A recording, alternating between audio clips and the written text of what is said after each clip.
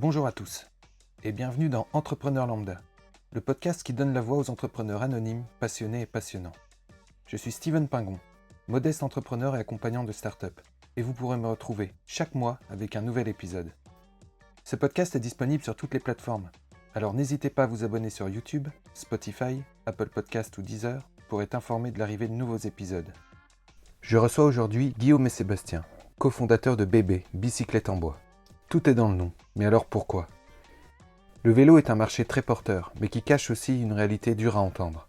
Nous ne savons plus fabriquer un vélo en France de manière industrielle. C'est en partant de ce constat, et avec une forte volonté d'avoir de l'impact, que Sébastien et Guillaume ont donc créé BB, une machine à réindustrialiser le pays. Si vous êtes intéressé par la recherche d'associés, le crowdfunding et par une autre vision de l'industrie, ce podcast vous intéressera. Et si vous désirez nous donner un coup de pouce, laissez-nous un petit commentaire et parlez-en autour de vous, cela nous aiderait énormément.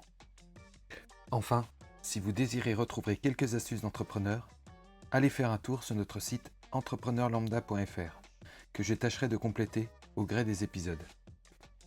Bonne écoute! Bonjour à vous deux.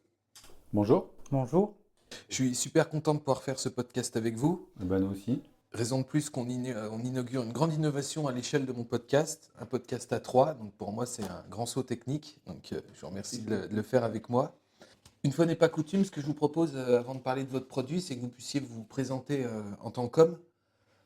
Guillaume, je te propose de commencer. Ouais, écoute, je suis Guillaume, donc j'ai 52 ans.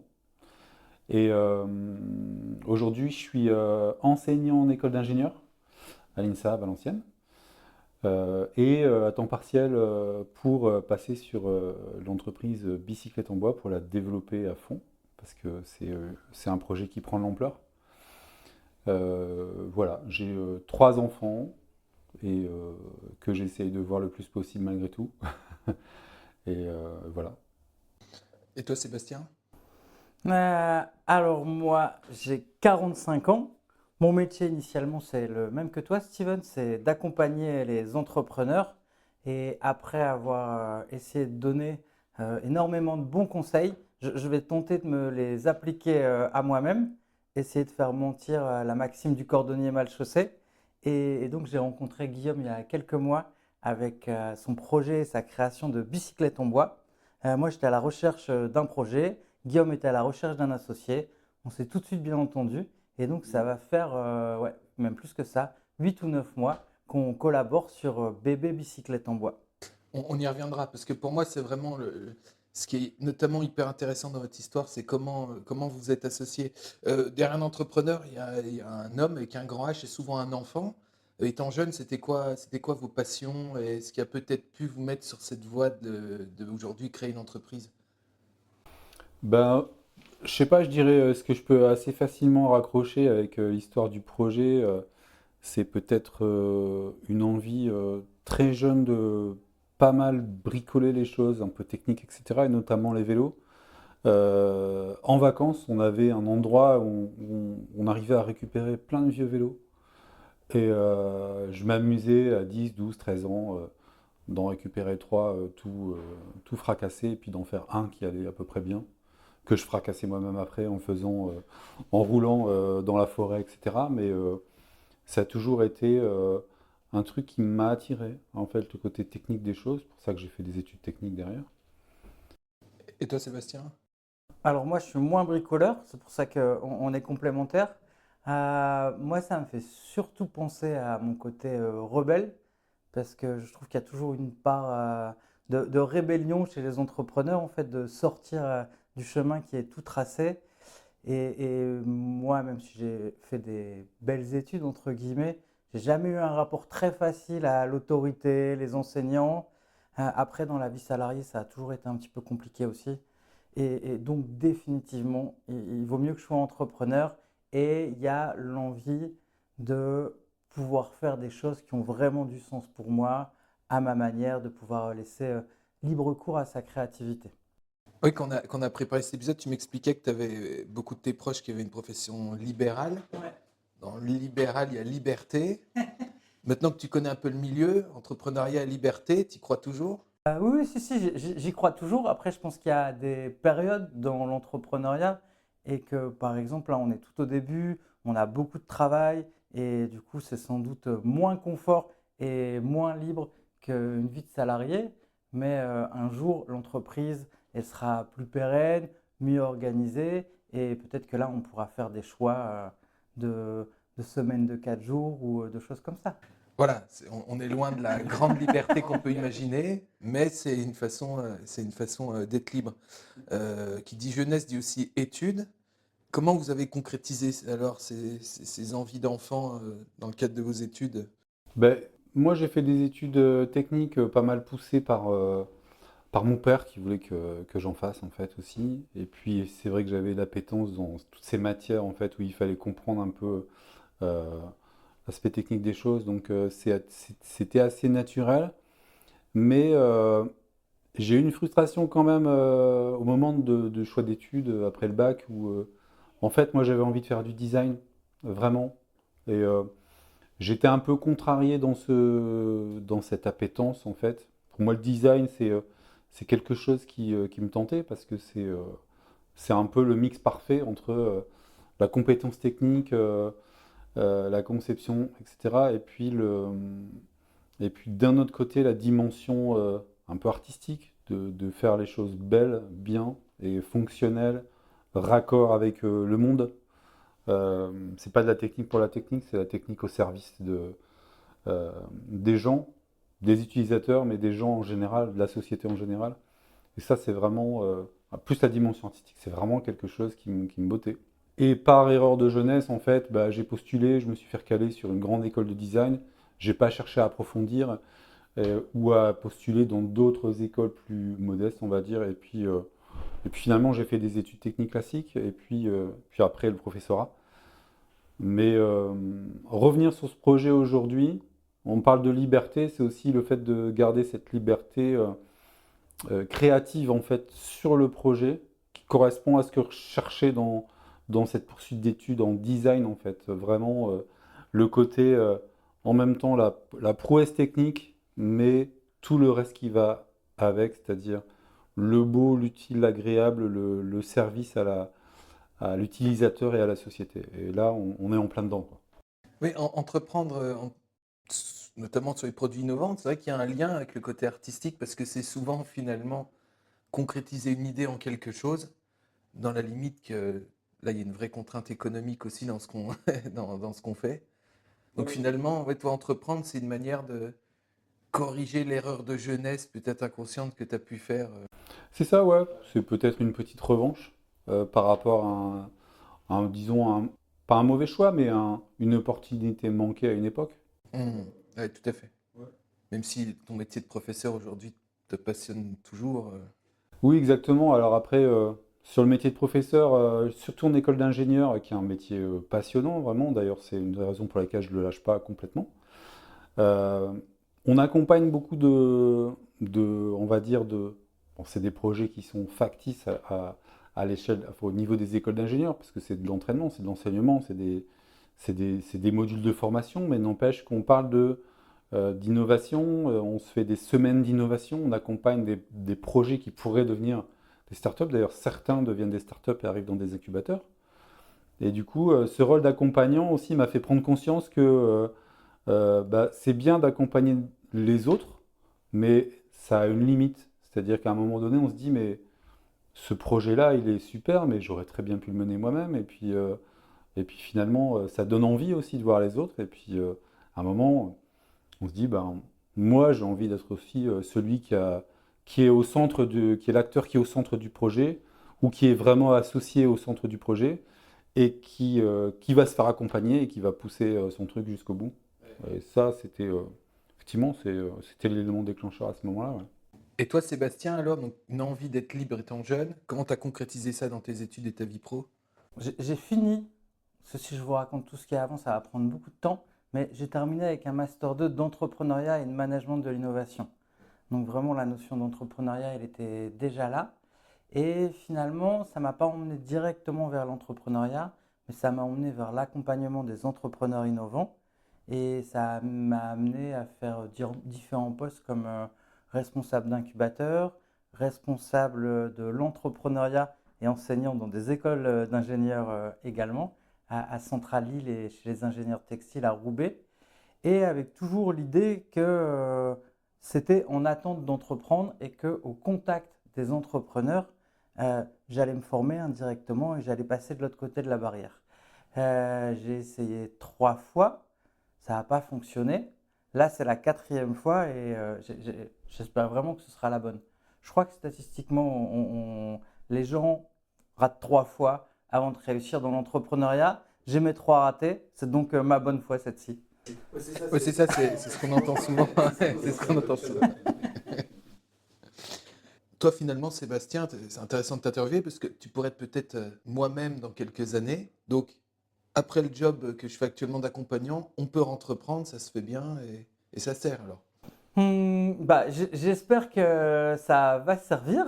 Mais ça, du coup, on pourra en reparler d'ici quelques mois, puisque dans le timing du projet, là, on est à quelques semaines, mais moins d'un mois de la création de l'entreprise.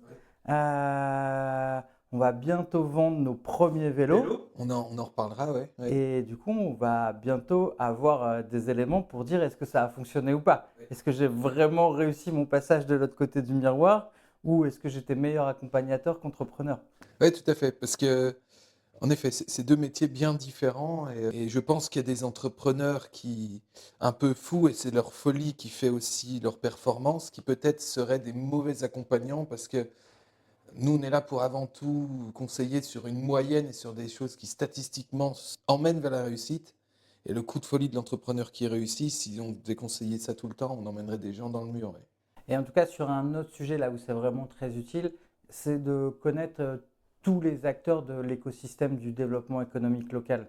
Ouais. Parce qu'en France, on a la chance de pouvoir bénéficier de beaucoup d'aides, mais il y a tellement d'acteurs que c'est très compliqué de s'y retrouver, de savoir lequel solliciter en premier, de s'organiser là-dedans. Et du coup, l'un des gros avantages, c'est de savoir, pour moi, c'est de savoir qui aller voir, à quel moment, est-ce qu'on peut demander à qui. On en a dit deux mots tout à l'heure. Ce projet est tout d'abord né dans la tête de Guillaume. Comment t'en es arrivé à te lancer dans ce projet qu'on écrira après, de bébé? Qu'est-ce qui t'a emmené à sortir de ton cadre de salarié, te dire, allez, je commence à travailler sur un tel projet? Bah, il s'est passé une chose qui nous est arrivée à tous, en fait, qui est les, les confinements pendant le Covid. Moi, j'avais envie de fabriquer un vélo, pour diverses raisons, parce que j'aime bien la pratique du vélo, j'en fais de plus en plus. J'ai plus de voiture, c'est quelque chose qui va dans le sens écologique, etc. Et pendant le confinement, il y a eu toute une période où euh, on ne pouvait plus aller dans les magasins, on ne pouvait plus s'approvisionner, donc c'était avec les moyens du bord. Et donc moi, les moyens du bord, je suis quelqu'un qui a beaucoup travaillé le bois quand même, enfin même dans la famille, on travaille beaucoup le bois. Chez moi, j'ai déjà fait des meubles, j'ai pas mal d'outillage, etc. Et c'est ce que j'avais sous la main pour avancer. Et j'en suis venu à fabriquer du coup un vélo, enfin rester sur mon projet de vélo, mais avec ce que j'avais sous la main, donc du bois, mes outils. Donc finalement, ça a donné d'emblée naturellement une dimension un peu low-tech au projet, parce que low-tech dans le sens où euh, ce premier vélo est né sans moyens industriels. Alors, du coup, et ce qui est devenu une force finalement, parce que ça a contourné en fait un certain nombre de contraintes industrielles qui font qu'aujourd'hui, notamment, le vélo n'est plus fabriqué en France. C'est ça. Globalement. En fait, c'était contraintes très ponctuelles et très locales qui finalement ont déjà défriché la problématique beaucoup plus large et mondiale de l'industrialisation du vélo, dont on parlera juste après, qui est le cœur de la start-up bébé aujourd'hui. Ouais, exactement. À l'époque, Sébastien, toi, tu n'étais pas encore dans le projet. Mais alors, moi, c'est une des raisons pour lesquelles je suis ravi de faire ce podcast avec vous. Euh, Votre équipe a une histoire qui est atypique et en même temps assez classique de deux personnes qui se connaissaient vraiment pas, qui sont arrivées à s'associer. Mais notamment, toi, Sébastien, c'est pas tout à fait dû au hasard, tout ça, votre rencontre. Oui, moi je voulais entreprendre depuis longtemps, mais j'ai pas de compétences techniques à proprement parler, dans le sens où si j'utilise mes compétences et mon expérience, je vais créer une entreprise pour faire de l'accompagnement. Mais moi, créer ma structure d'accompagnement, ce n'était pas de ça dont j'avais envie. J'avais envie plutôt de choses tangibles, en dur. Donc, même les applis ou autres, ce n'est pas quelque chose qui m'intéressait. Donc, j'ai toujours été un peu à la recherche d'un associé plus technique que moi dans mes différentes tentatives d'entrepreneuriat. Et donc, en fin d'année civile dernière, je me suis remis à la recherche d'un associé. Et il y a un programme de la région Hauts-de-France qui est géré par HDFID, Hauts-de-France Développement et Innovation. Et ce programme s'appelle Partners and Connect. Et du coup, il y a des porteurs de projets qui exposent leurs projets et exposent aussi leur recherche d'associés, les compétences recherchées. Je n'avais pas pu assister à la soirée en live, mais on peut retrouver après toutes les vidéos de présentation sur la chaîne YouTube. Et donc, en regardant les vidéos YouTube, je suis tombé sur le projet Bicyclette en bois et Guillaume. Et il se trouve que moi, je suis fan de vélo. Tous les étés, je voyage à vélo. Et pour moi, ce qui était décisif, c'est que ce soit un projet nativement à impact, un projet d'entrepreneuriat social qui est vraiment une mission sociale, écologique, et la mission économique est au service d'une finalité sociale ou écologique. Donc là, du coup, ça recoupait tout. C'était un produit en dur, c'était un projet nativement à impact, et en plus dans un domaine, le vélo, qui me passionne. On a vraiment de la chance en région parce qu'on a un écosystème de création d'entreprise qui est hyper performant et notamment Partners Connect, super dispositif. Ben, on salue Marianne et David qui font un travail super sur ce dispositif-là et on ne se rend pas compte de la problématique que représente l'association parce que sans des dispositifs comme ceux-là, c'est quelque chose d'hyper inégalitaire en fonction du réseau dans lequel on se trouve, en fonction du lieu dans lequel on vit, et ce genre de dispositif permet un peu de donner sa chance à tous, donc ça c'est super. Il y a la première rencontre au gré de cette vidéo, peut-être le premier rendez-vous, mais ensuite comment on construit une association qui dure, comment ça se passe? C'est finalement comme un couple, hein, ça se fait par étapes, et surtout ça prend beaucoup de temps. Comment ça s'est passé pour vous et quels conseils vous pourriez donner? J'étais justement en train de dire que ça ressemblait à une rencontre Tinder, ce que tu étais en train de décrire. Il y a le premier date, mais bon, après le premier date, qu'est-ce qu'on fait? Nous, le premier date s'est plutôt bien passé. Hein. Et, C'est marrant le parallèle avec le couple. Là, c'est vrai qu'on le fait souvent, mais il y a vraiment de ça, hein, il y a vraiment de ça. Je pense il faut beaucoup parler en fait. C'est-à-dire le projet, il doit être vraiment élaboré par la parole entre nous longtemps, longtemps en fait. En fait, je pense que le mot-clé, c'est un peu alignement. Et c'est là-dessus qu'on s'est retrouvé avec Seb, c'est vraiment l'alignement sur la pratique du vélo d'abord, et puis, et puis l'alignement sur les valeurs qui sont portées par le projet. Et du coup, on ne peut pas être aligné à 100%, ça n'existe pas, mais on va dire qu'on est aligné sur la majorité des points, enfin des critères, des choses dont on peut parler. Et c'est bien et c'est indispensable. Et en fait, je pense que et du coup, merci aussi à David Kwan qui a géré le truc. Comme tu disais tout à l'heure, enfin, je veux dire, je te suis là-dessus. C'est un vrai bonheur et c'est un vrai apport à quelqu'un qui porte un projet comme ça au départ, ce dispositif de rencontre avec des associés. Et du coup, enfin, je le remercierai jamais assez, en fait, finalement, de plus être tout seul sur ce projet et d'être avec Seb aujourd'hui, quoi. et je pense qu'il y a un point qui est intéressant à préciser, c'est la manière dont on l'a fait, puisqu'on parlait de la première rencontre, ça s'est bien passé, on était alignés. Après, le projet, c'était celui de Guillaume. Donc, moi, j'avais envie d'y aller, mais en même temps, je voulais trouver un moyen de me réassurer. C'est-à-dire que si finalement Guillaume change d'avis pour un avis ou un autre, de ne pas être juste mis dehors du projet sans contrepartie. Et donc, assez rapidement, on a commencé à parler d'officialiser ça via un pré-pacte d'associés ou quelque chose comme ça, mais en tout cas d'aller chez l'avocat en amont de la création d'entreprise pour signer une forme d'engagement. Et finalement, on a procrastiné, on a repoussé, Et au moment où on parle, on ne l'a toujours pas fait.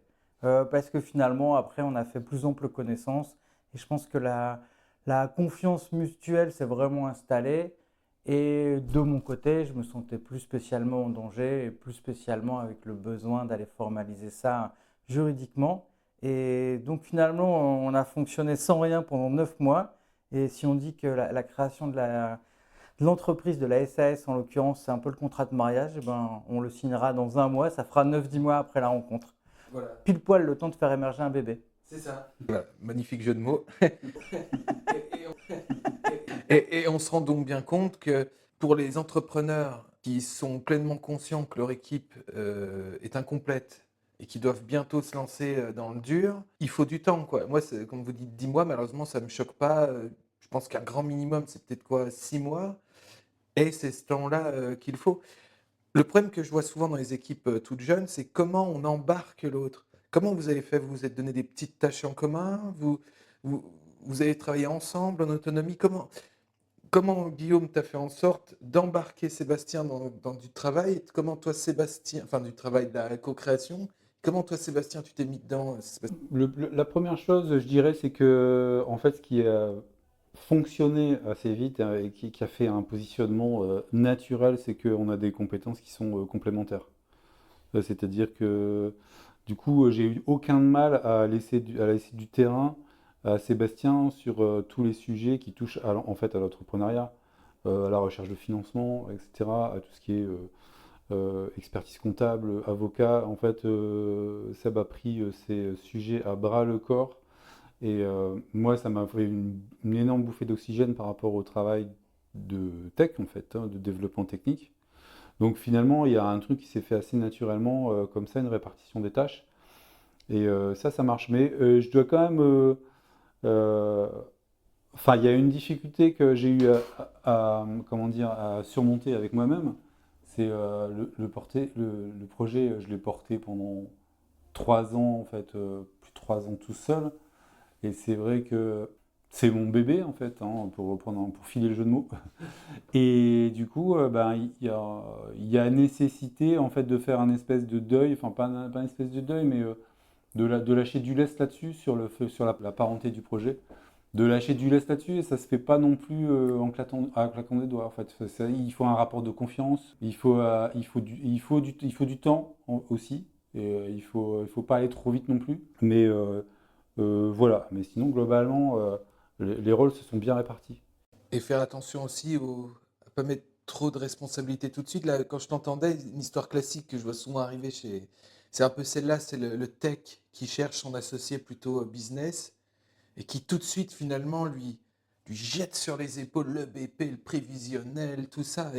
Et en fait, ça fait, dans une relation qui est quand même au début, il y en a d'un côté, le tech, lui, il voit l'associé providentiel, et l'autre associé, il voit dès le départ un amoncellement de travail qui lui tombe sur la tête, qui est beaucoup trop lourd et qui peut créer tout de suite des séparations. Donc, il faut être attention aussi dans la progression de l'arrivée. La charge de travail comme les engagements doivent se faire de manière progressive. Je dis souvent qu'il faut avoir le temps de s'engueuler. C'est fait, vous avez pu vous engueuler, c'est bon, vous savez comment vous réagissez. Nous, on ne s'est pas encore trop disputé. On a pu sentir des tensions, mais qui se sont jamais transformées en, en énervement verbal. Et en revanche, là, on sort d'une sorte de séminaire, entre guillemets, de 2 jours pour un accompagnement pour une campagne de financement participatif. Peut-être on en parlera plus tard. Et on était vraiment en retard sur le travail. On est accompagné pour ça.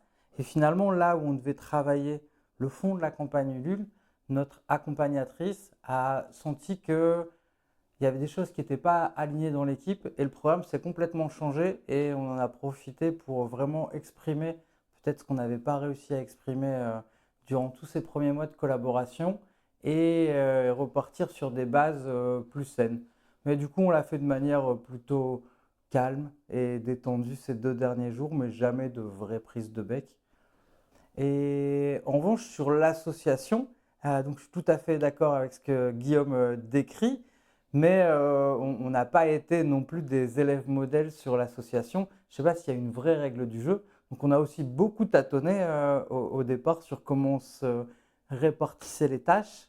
Moi, j'avais conscience dès le début de la difficulté pour le porteur de projet initial, Guillaume, de à la fois avoir besoin d'un associé pour que le projet se concrétise et en même temps des réticences naturelles à en perdre la pleine parentalité. Et donc moi, de mon côté, sachant ça, j'ai essayé d'y aller progressivement. Mais il y a un vrai dilemme, je trouve, à résoudre. C'est que finalement, pour gagner la confiance de l'associé, il faut produire des choses, faire des choses, être source d'idées. Et en même temps, si on produit trop de choses ou si on prend trop de place trop rapidement, ça pourrait aussi inquiéter l'associé. Donc c'est dur de trouver le juste milieu entre j'en fais suffisamment pour que l'associé soit content de son nouvel associé, mais pas trop pour pas qu'il se sente un peu en danger par rapport à son projet. Non, mais là, Je pense à des projets qui typiquement des équipes qui sont séparées à cause de ça, quoi. Enfin, c'est très clair. Bon, en tout cas, votre association est bien partie pour durer, donc félicitations. On a beaucoup tourné autour du produit. On vous connaît maintenant très bien. Je pense que il est temps de pitcher ce ou cette fameuse bébé. c'est parti. Bicyclette en bois, c'est donc un vélo où on a essayé de mettre un maximum de bois. Donc cadre et fourche en bois, qui a été homologué par le CRISPOR récemment. Donc en fait, c'est un vélo qui est entièrement fonctionnel, qui est sécurisé, c'est-à-dire sur un usage ville et VTC. Donc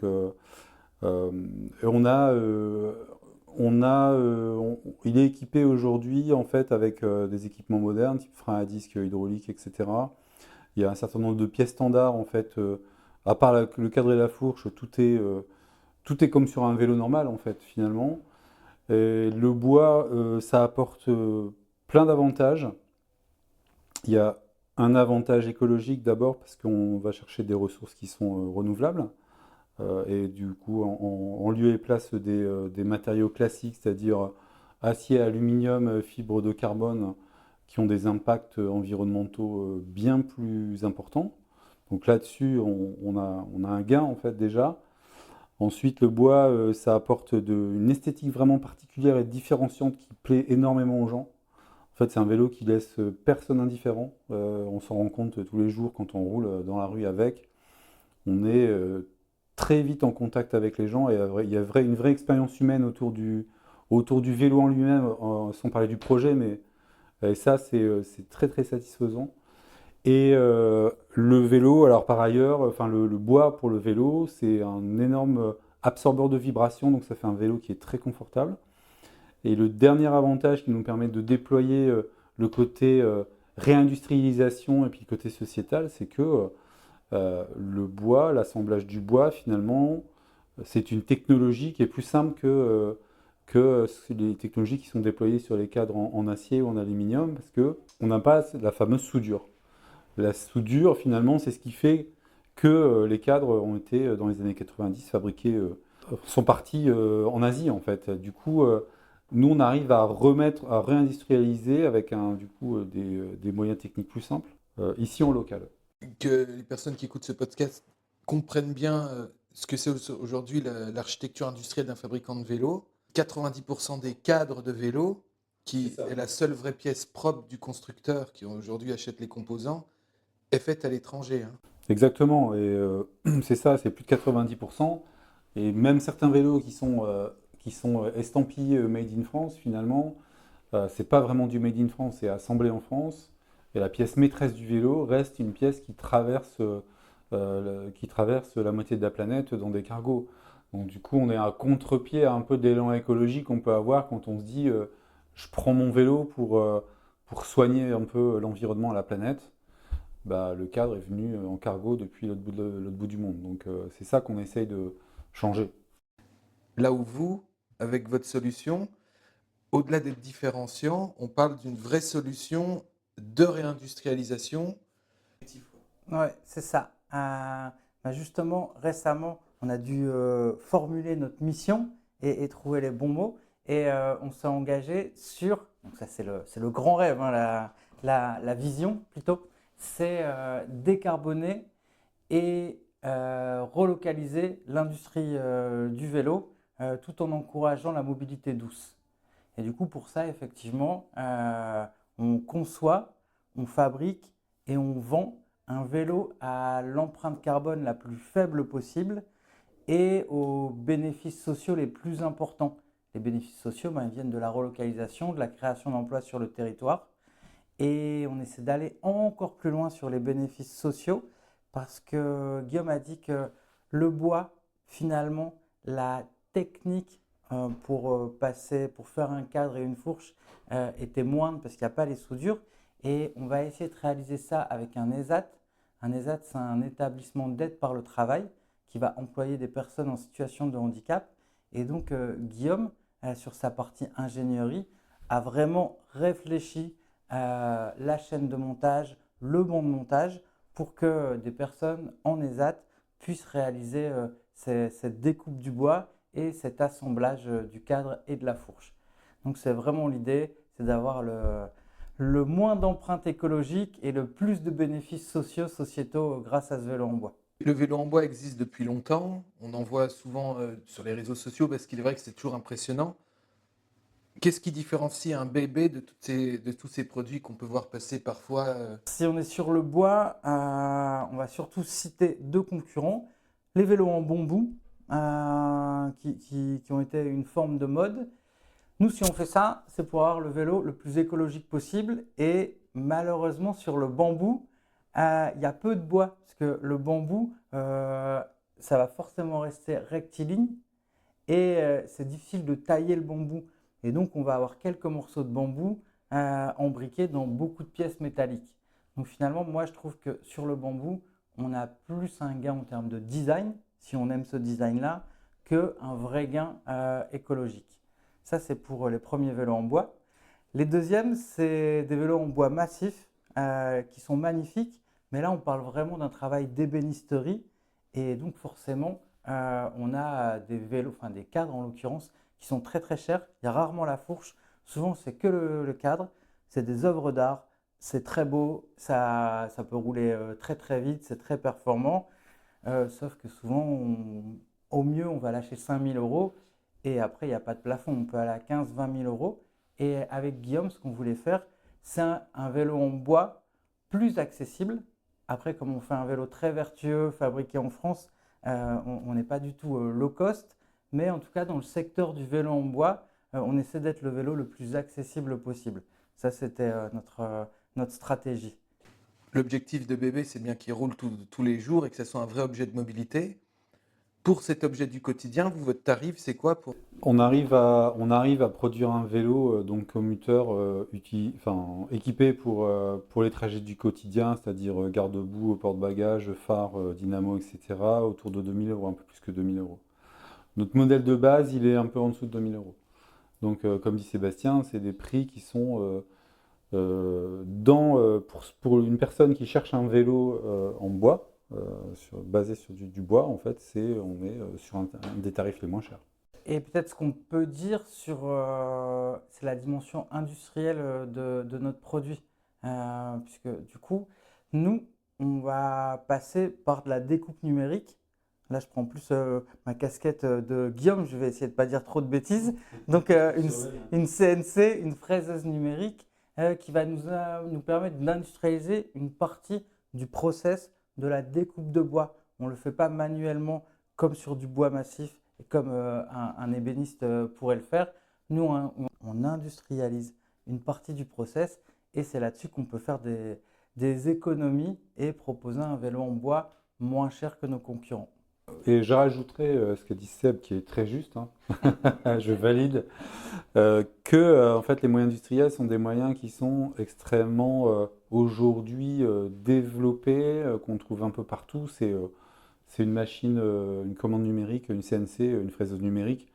Il y en a dans tous les Fab Labs, il y en a dans plein d'industries. Donc on ne développe pas d'outillage spécial et onéreux. Donc c'est là qu'on touche un peu le côté, en même temps un côté un peu low-tech, mais qui ouvre vers l'open source, c'est-à-dire le Fab Lab, c'est-à-dire une technologie qui pourrait être à la limite déployée, récupérable par une communauté et avec laquelle on pourrait avoir un développement communautaire autour de ce projet, ce qui peut être pour nous un développement supplémentaire, quoi. Et à ce sujet, l'une de nos envies, même si ce ne sera pas à court terme, on va déjà essayer de faire un beau vélo et d'en vendre, mais ce serait d'avoir plusieurs petites unités de fabrication réparties sur l'ensemble du territoire. Parce qu'effectivement, finalement, il n'y a pas une chaîne de montage trop complexe. Et dans cet aspect écologique et de développement d'emplois sur les différents territoires, on aimerait bien les répartir sur toute la France. Ça évite les coûts de transport. Ce que je découvre, moi, en roulant avec le vélo en bois, c'est que les gens sont attachés au bois. Le bois a une cote de sympathie extraordinaire. Et du coup, si en plus, par exemple, dans le sud de la France, on sait que le vélo a été produit dans une usine à 50 km, si on ajoute le bois plus la production ultra locale, c'est une vraie piste pour nous aussi de développement de bicyclettes en bois. Il y a un vrai défi autour de fabriquer un vélo en bois, c'est notamment l'aspect sécuritaire. Et ça, on l'oublie souvent quand on gère une entreprise, quand on en crée une, on prend une vraie responsabilité personnelle parce que quelqu'un qui a roulé à 30 à l'heure sur votre vélo, demain, s'il y a un problème technique, vous pouvez le mettre en danger et en grand danger. Comment vous, en tant que chef d'entreprise, vous avez mis en place, vous êtes donné les moyens de faire en sorte que bébé soit un vélo sûr et aussi sûr que n'importe quel autre vélo? En fait, notre cadre et notre fourche, donc notre vélo, grosso modo, il a subi exactement les mêmes tests que tous les vélos sur le marché. Donc, il n'y a pas un test spécifique bois, acier ou carbone. Il y a des organismes indépendants qui peuvent fournir l'homologation. En l'occurrence, nous, on est allé dans un centre à Châtellerault, un CRIT sport et loisirs. C'est ces organismes qui font ça. Et donc, notre cadre et notre fourche ont été testés dans tous les sens, des études de résistance au choc, des études de fatigabilité. Pour les non-techniciens, moi j'aime bien dire que ça ressemble un petit peu au fauteuil Ikea qu'on peut voir où il y a la presse qui vient dessus pour simuler plein de... On va s'asseoir et se relever. Et à l'issue de toute cette batterie de tests, Bicyclette en bois a obtenu 2 homologations, celle pour un usage urbain, qui était celle pour laquelle on sollicitait l'organisme. Et on a même eu celle pour l'utilisation tout chemin, preuve qu'il fait vraiment du très bon travail en termes de sécurité et de fiabilité. Et donc, on peut le vendre avec ces 2 usages, usage urbain, usage tout chemin. Et là, on voit si j'ai la validation du directeur technique de l'équipe. C'est top, c'est bien, franchement, je suis fier de toi. Je suis fier de toi. Donc finalement, vous, dans votre cas, la norme, qui est souvent vue comme castratrice d'un point de vue innovation, est un vrai allié, puisqu'elle vous permet de travailler dans un environnement qui est régi et de vous garantir un niveau de qualité. Bah, exactement, en fait, ces normes-là, en fait, comme beaucoup, elles sont faites par les industriels eux-mêmes, c'est-à-dire que tous les gens qui font des vélos, y compris les Asiatiques d'ailleurs, hein, se mettent d'accord sur un standard de solidité, de résistance des vélos. Et c'est heureux, c'est-à-dire c'est heureux d'abord pour les utilisateurs du vélo, parce qu'effectivement, quand on donne un coup de frein dans une descente à 50 km/h, ben, on peut tomber, mais au moins le cadre, il aura tenu le choc. Et c'est une des premières conditions pour rester en bonne santé, en fait, parce que ça peut être très dangereux. Et puis c'est aussi heureux pour les gens qui fabriquent des vélos parce on sait quel est l'objectif technique en fait qu'on doit atteindre et du coup on peut valider aussi qu'on l'a atteint et ça c'est très rassurant et je dirais même que c'est heureux pour un troisième aspect qui est un aspect cette fois juridique par rapport aux assurances parce que finalement si pour n'importe quel fabricant de vélo si un des clients se fait mal avec un vélo, peut tenter une action en justice, mais finalement, si le fabricant peut sortir que son vélo a été certifié et qui répond à cette norme-là, ben voilà, ça lui fait une protection juridique également. Et ça, c'est un vrai sujet, hein, J'accompagne quelques startups qui innovent dans des domaines où la norme n'est pas encore là pour les appuyer. Souvent, les assureurs se cachent derrière ça pour refuser de les assurer. Et là, on arrive dans un problème, c'est qu'il faut ouvrir son marché en exploitant un petit peu commercialement et le faire en n'étant pas assuré. Et là, en tant que chef d'entreprise, c'est un vrai souci. Bon, là, je pense qu'on Il a. faut un très bon assureur. C'est ça. On a. Ou très cher. Voilà. Grâce à notre podcast, vous allez voir, les laboratoires de normes vont avoir un grand succès grâce à nous. Euh, on l'a dit, hein, ce projet-là, ça fait plusieurs années qu'il est en cours. Vous avez beaucoup travaillé sur le produit. Là, devant vous, il y a une étape qui est très importante. Vous êtes en train de mettre en place, c'est le crowdfunding, et c'est aussi pour ça que je suis ravi de faire ce podcast avec vous. Vous êtes en pleine préparation d'une campagne, c'est bien ça? Oui, on prépare une campagne de financement participatif avec le site Ulule. Pour être précis, c'est presque une double campagne de financement participatif. En général, quand on fait ces campagnes, soit on fait de la prévente, ou soit on va avoir des dons contre des contreparties. Et nous, on a décidé de faire les deux, c'est-à-dire d'essayer de prévendre un maximum de bicyclettes en bois. Après, on a conscience du prix et de l'investissement d'une bicyclette en bois et on voulait embarquer un maximum de personnes. Donc, on a allé solliciter des entreprises locales et engagées comme nous. Par ici, dans les choses connues, il y a la Vieille Belt qui va faire des ceintures sur la base de pneus de vélo recyclés. On va avoir une sacoche par une entreprise amiénoise qui va récupérer des bâches pour en faire des sacoches. Les 3 tricoteurs qui ont relocalisé la production textile à Roubaix. Et comme ça, on aura aussi plein de produits associés. On va avoir aussi, je me permets Seb, une cuvée spéciale d'une bière locale qui va s'appeler Bicyclette en bois la dérailleuse. Trop bien. Ouais. Donc ça ferait, voilà, tout ça c'est nos partenaires sur la campagne. Que des gens locaux qui sont dans l'univers du vélo. Mais alors, pourquoi on en vient à faire une campagne de crowdfunding? La réponse la plus évidente à ça, c'est évidemment le financement. Mais en fait, pas tout à fait. Ouais, il y a, allez, on va dire 3 points. Effectivement, le premier point, il est financier. C'est avec l'argent de la prévente des vélos, on va pouvoir lancer la production de la première série. Ça, c'est un point. Vous avez un projet industriel, et ça on l'oublie souvent, mais qui dit projet industriel dit financement du stock.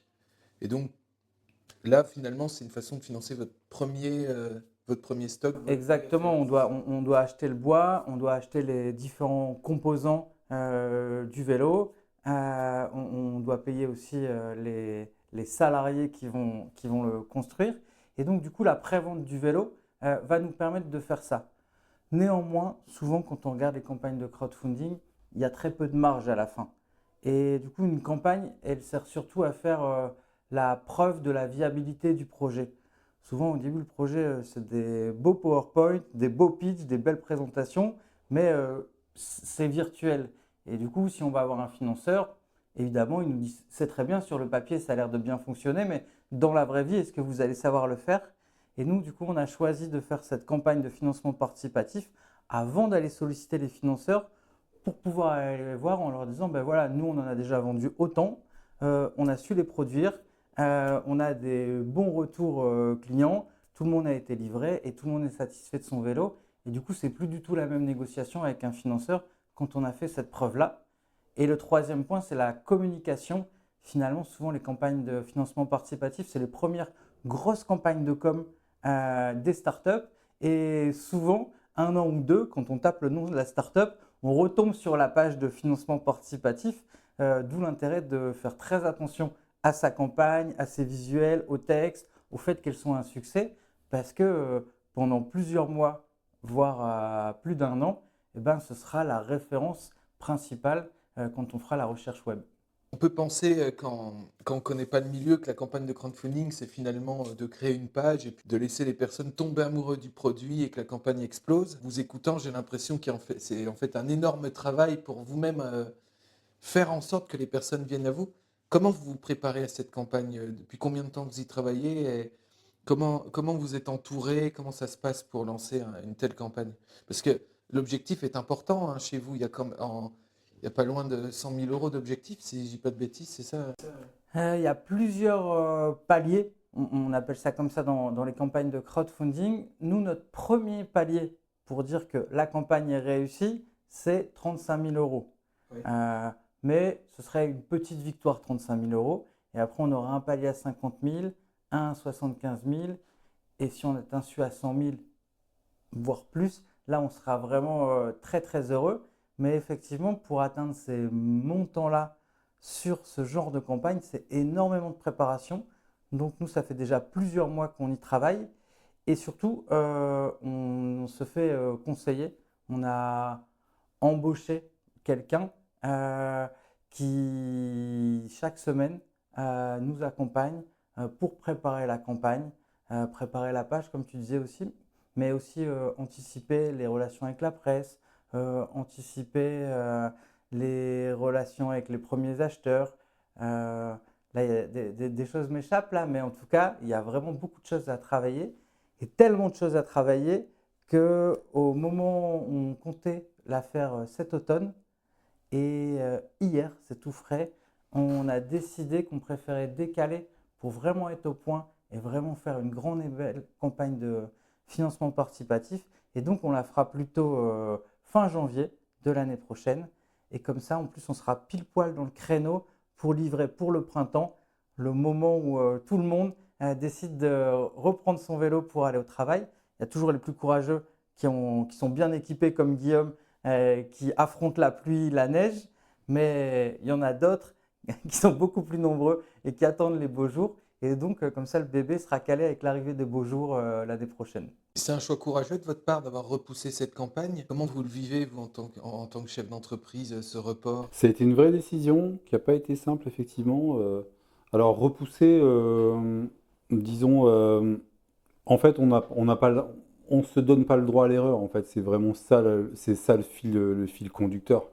C'est-à-dire que cette campagne, de toute façon, on a déjà investi du temps dedans, beaucoup, de l'argent également. Et du coup, on ne s'autorise pas à la rater, en fait. Finalement, c'est ça le critère absolument décisif et qui fait que, de toute façon, on lancera cette campagne quand on sera prêt.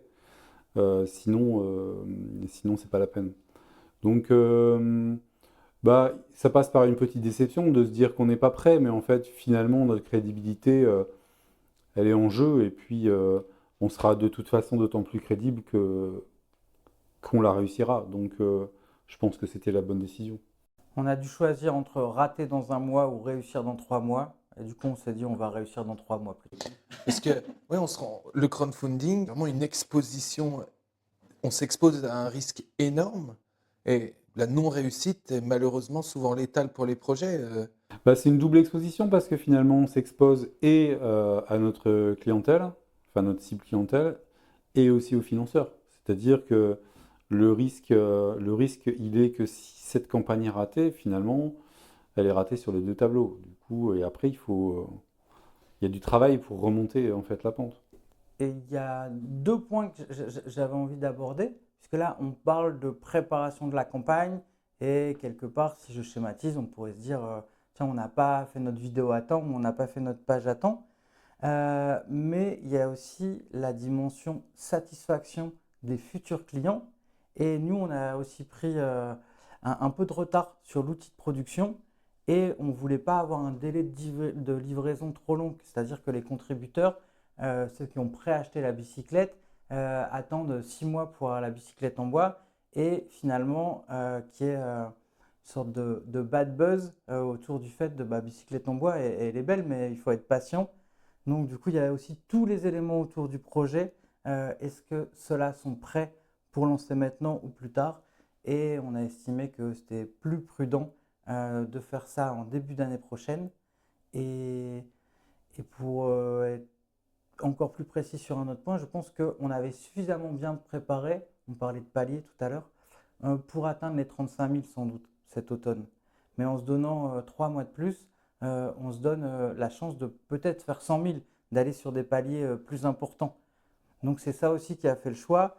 C'était pas complètement raté. Tout à l'heure, j'ai dit raté dans un mois ou réussir dans 3 mois, mais ce serait plus petite réussite dans un mois ou grande réussite dans 3 mois. Et donc on donne la chance à la grande réussite. Et surtout, quand je vous entends, et ça c'est important pour les personnes qui nous écoutent, qui seraient intéressées par le vélo, vous faites partie de ces entreprises qui lançaient un crowdfunding avec votre industrialisation terminée. Parce que à une époque, je me rappelle, c'est notamment sur Kickstarter, il y a plein d'entreprises qui présentaient des protos qui ressemblaient à des produits industriels, qui étaient censés être livrés dans 6 mois. En fait, l'argent du crowdfunding partait dans de la R&D qui, comme à chaque fois, explose et jamais personne n'était livré. Vous, c'est pas le cas. C'est-à-dire que quand on achète un bébé dans le cadre de ce crowdfunding, on sait que la R&D est réglée, la partie industrielle aussi, et donc on est bordé là-dessus. Oui, c'est ça. Mais ce que Sébastien évoquait, effectivement, le retard industriel, il vient simplement une machine qui a pris du retard et qui a pris un retard de 6 mois. Donc forcément, ça a retardé le calendrier. Donc effectivement, c'est beaucoup plus assuré et sage de reporter aussi la campagne pour effectivement assurer les livraisons en temps et en heure dans un délai qui est acceptable. De combien, du coup? 3 à 6 mois, c'est-à-dire que la campagne en janvier, là, on va être capable de livrer les vélos pour les beaux jours, donc pour le printemps, quoi. Donc, si vous cherchez un vélo pour l'été 2025, surtout, n'allez pas chez votre vélociste tout de suite et attendez la prévente de bébé début d'année 2025. Exactement, sur Ulule. Je mettrai tous les liens, de toute façon, du site bébé et de vos réseaux dans la description du podcast. Je veux bien rebondir sur le retard de livraison de la machine, la fraiseuse à commande numérique. C'est qu'on l'a commandée à un fournisseur français pour être en accord avec nos valeurs. Néanmoins, une bonne partie des pièces viennent d'Asie et c'est là où on retrouve notre philosophie. Et c'est à cause de ces pièces d'Asie qu'il y a du retard dans la fabrication et donc dans l'envoi de la machine. Et finalement, ça nous conforte dans notre idée de réindustrialisation et de refaire un maximum de choses en France. Parce que nous-mêmes, pour notre machine, on est victime de cette ultra-mondialisation et ultra-spécialisation sur certains secteurs d'activité. Et sachez d'ailleurs que je tourne là des. Vous savez qu'il y a les épisodes, les 11 épisodes d'interview comme on les fait là, et puis j'enregistre des petites capsules aussi plutôt d'astuces autour de l'entrepreneuriat. Et là, très prochainement, je sors 3 petits épisodes avec Nicolas, qui est un conseiller justement en crowdfunding du nord de la France. Donc, ça c'est l'occasion de développer les sujets que nous avons abordés ensemble ce soir. Là, janvier, vous, c'est le jalon important, c'est le crowdfunding. Ensuite, vous allez enchaîner avec d'autres financements. Comment vous voyez la structuration de votre prévisionnel, comment vous voyez la structuration de vos financements à venir pour 2025? Alors, prioritairement, on part sur des financements non dilutifs. Donc, on va partir sur les financements qui accompagnent les créateurs d'entreprises. On a donc les prêts d'honneur avec le réseau Initiative.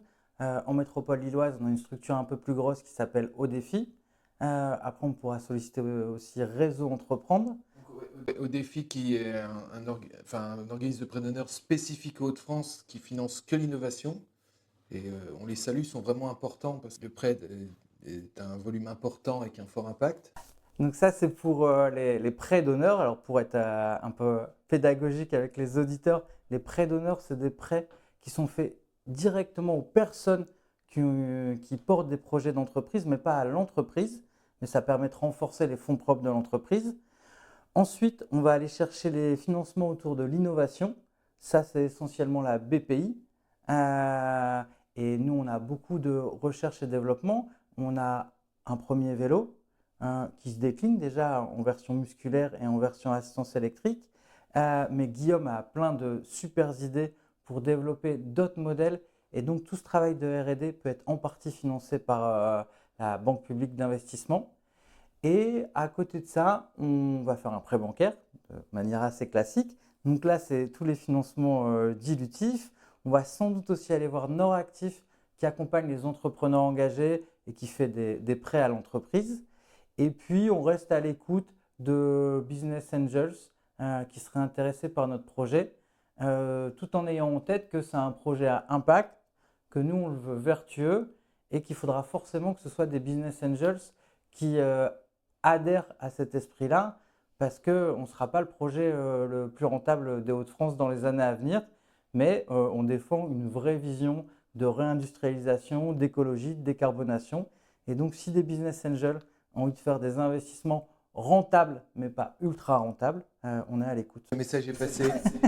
Qu'on se rende bien compte, un premier tour de table sur bicyclette en bois pour vous permettre de commencer à mettre une vraie roue dans le marché, c'est quel ordre de grandeur? Et donc, pour les projets comme les nôtres, pour les 18 premiers mois, le besoin, c'est 200 à 300 000 euros. Je le dis à chaque fois, mais n'hésitez pas à aller faire un tour sur le site entrepreneurlambda.fr qui contient également plein d'astuces, notamment sur la partie financement, avec une calculatrice qui permet donc de faire plein d'effets de levier comme Sébastien Guillaume s'apprête à le faire, et pas que, il y a plein de petites astuces. Ce podcast arrive bientôt à sa fin, mais j'ai toujours mes questions rituelles. Après ce long parcours, est-ce qu'il y a des choses que vous feriez peut-être différemment Pour moi, et j'ai pas de solution en fait, donc je sais pas si on arriverait à le faire différemment, mais il y a le fait que les projets se mettent réellement à avancer à partir du moment où ceux qui composent l'équipe sont à temps plein. Mais une fois qu'on a dit ça, il y a les considérations alimentaires autour. Et par exemple, Guillaume, lui, était à temps plein sur son projet, pardon, sur son poste de professeur jusqu'à cet été. Là, il a pu libérer du temps pour le projet et il a à mi-temps. Moi, l'année dernière, j'ai eu une période à temps plein et après, j'ai repris une mission aussi alimentaire. Et donc, je dirais qu'on aurait été encore plus efficace si on avait été tous les deux à temps plein sur le projet dès le début. Néanmoins, il y a la vraie vie et parfois des besoins de faire rentrer de l'argent frais. Donc, on perd un peu de temps là-dessus, mais on fait avec nos moyens et nos contraintes financières. C'est très bien que tu le rappelles, il y a pas de bonne ou de mauvaise situation là-dessus, entre guillemets. Non, mais c'est que c'est. Voilà. Bien évidemment qu'être à temps plein sur le projet dès le départ, c'est bien, mais encore une fois, le départ d'un projet qui n'est même pas une entreprise, c'est quelque chose d'assez incertain. Et je comprends que vous ayez des regrets là-dessus, mais en même temps, où est la vérité? Comment tu as vécu ça, toi, Guillaume? Moi, là où, si je devais un peu retracer la route, là, c'est peut-être de moins sous-estimer, en fait, bah, ce qui est naturellement pas de mon domaine au départ, c'est-à-dire euh, tout le montage entrepreneurial, tout l'aspect financement, etc. C'est quelque chose qui prend du temps et je pourrais mettre dans le même paquet finalement la préparation de la campagne de crowdfunding. C'est des choses qui prennent énormément de temps et je pense que j'ai pêché à plusieurs reprises sur minimiser ce temps-là en fait. Donc vraiment, écouter vraiment les gens qui sont du domaine, qui sont déjà passés par là, et les écouter quand ils disent que ben, c'est long, ça demande de l'énergie, du temps, aussi d'argent, et les prendre peut-être plus au sérieux. Et si vous deviez retenir un apprentissage de toute cette aventure, ce serait quoi? Un mélange de patience et d'énergie, d'enthousiasme. Parce que finalement, quand on est un porteur de projet, tout repose sur l'enthousiasme qu'on va diffuser qui va permettre d'embarquer des gens dans le projet, des financeurs, des futurs clients, des futurs salariés.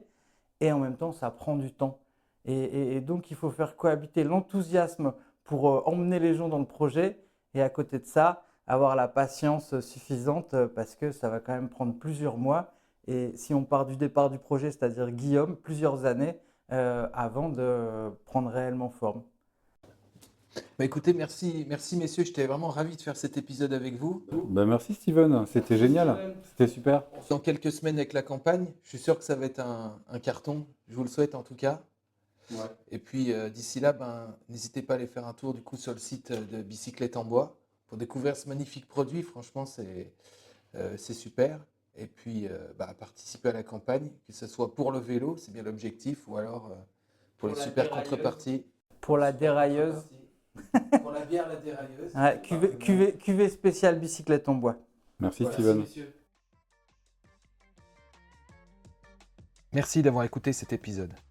Si vous désirez nous donner un coup de pouce, laissez-nous un petit commentaire et parlez-en autour de vous, cela nous aiderait énormément. Enfin, si vous désirez retrouver quelques astuces d'entrepreneurs, allez faire un tour sur notre site entrepreneurlambda.fr, que je tâcherai de compléter au gré des épisodes. À très bientôt!